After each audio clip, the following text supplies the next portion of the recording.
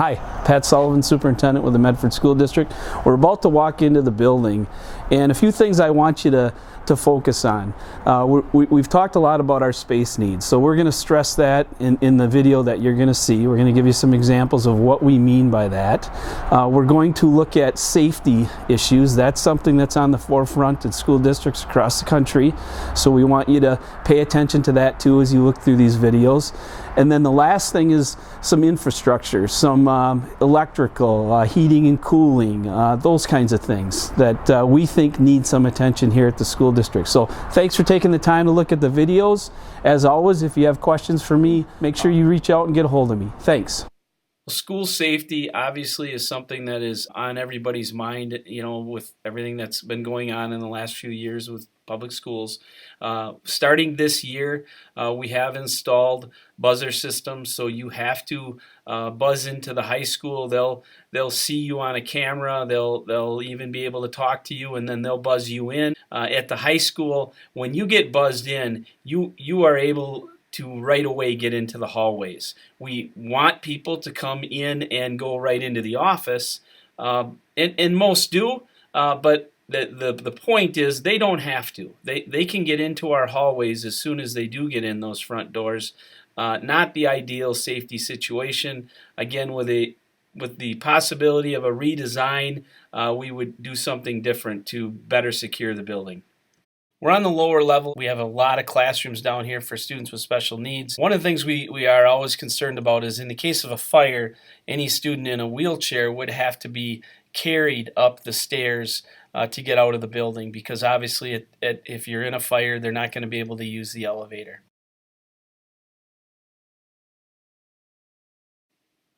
These are the original lockers from 1968, and the problems we're having with them now is the combinations and any of the other hardware are almost impossible to replace. We can't get the parts anymore. This is an electrical service that supplies the power for all the components in the kitchen, all the ovens, the combi ovens and such, which we can no longer find parts for.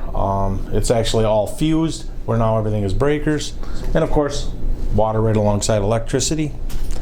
They don't go together real well.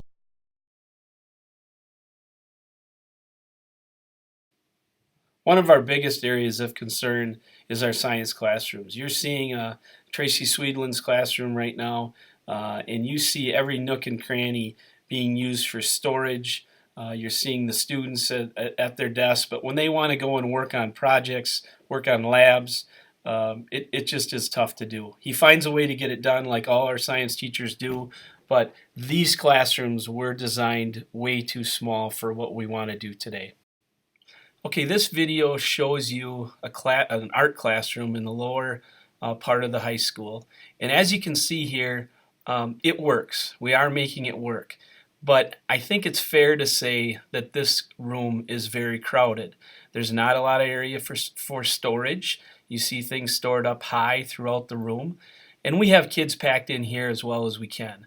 So in an ideal situation, we would like an art room to be a bigger space. Okay, we're looking at our tech ed classrooms, small engines. What you see here is what I would say a classroom that is just too small. Here's where the kids all get together to start class, but as you saw, the workstations, we don't have a lot of area for storage, and kids are really on top of each other. We're also into the welding area, again in the tech ed building. Ideally, we'd like to see those welding units be on the outside wall. Again, we feel our kids are really on top of each other when they're working on projects, and we make it work, but safety is something that is always a concern, and it would have been a lot better, or could be a lot better in a different design. Here's an example of one of our math classrooms, lower level. This is a classroom without windows. But the other thing I want you to see here is this is what we're trying to get our staff to do more of. Kids are in groups, working in groups on problems and or projects. Now, it works.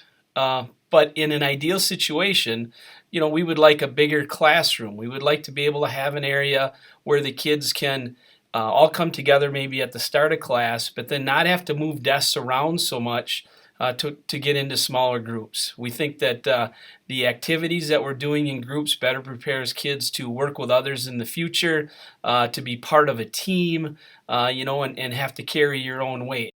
So again, this is our math classrooms, and you're seeing how we want every classroom in the future, to operate. We are in the lower level, and everything on this side of the hallway, there are 7 total classrooms. 6 of those classrooms are for students with special needs. On the other side, there is 1 classroom for our ELL students, English language learners, and there is also 1 additional special ed classroom. So we're talking about 6 of 7 classrooms on one side that are for special education, and then on the other side, again, there are 2 more classrooms for students with some special needs. At the high school, we run 2 lunches, so each lunch has got to be able to take care of about 300 kids. Students have about 30 minutes to get their lunch, sit down and eat. Space again here is an issue. If we could design this better, we would have more options for kids. The kitchen itself would be able to do more things. And again, kids would be able to spread out a little bit more. But like everything, we make it work. The kids make it work.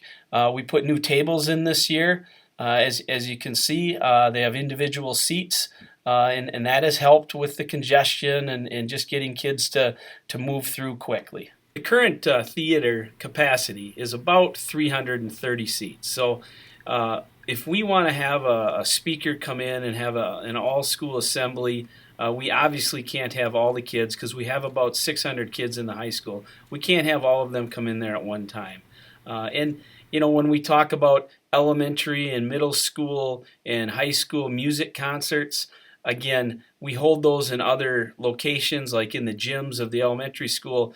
We could possibly, with say a 750-seat theater, we could move those things possibly to the high school. When we have plays and musicals, we have to store the sets on the stage, and that during the school day. Then that all gets carried out into the hallways each night when kids get ready to practice, and then of course the night of the play it has to be out there. Instead of having in a more modern design, having wings on the side to do that. You see again congestion back here.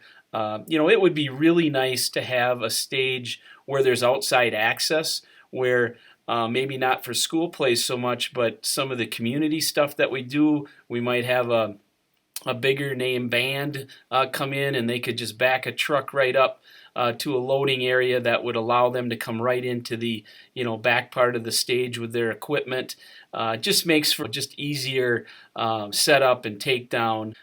So those are reasons why we would like to talk about a bigger theater. Thank you for taking the time to look at this video. If you have any questions or would just like to share your thoughts and comments, I would appreciate it if you would get a hold of me, or you could reach out to any board member as well. Thank you.